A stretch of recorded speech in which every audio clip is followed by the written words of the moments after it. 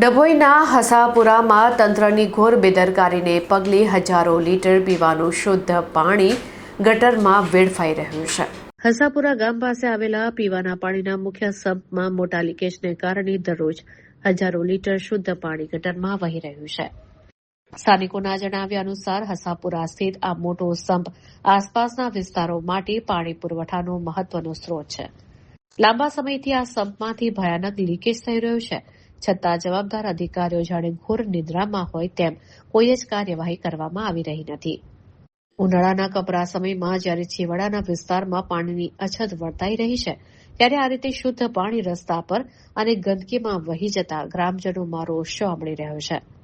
જાગૃત નાગરિકોની માંગ છે કે આ લીકેજનું તાત્કાલિક સમારકામ કરવામાં આવે. આટલા દિવસો સુધી પાણીનો વ્યય થવા દેનાર બેદરકાર અધિકારીઓ સામે કડક પગલાં લેવાની પણ માંગ ઉઠી છે. જો સમયસર આ લીકેજ બંધ કરવામાં નહીં આવે તો આગામી દિવસોમાં પાણીની સમસ્યા વધુ વિકટ બની શકે છે.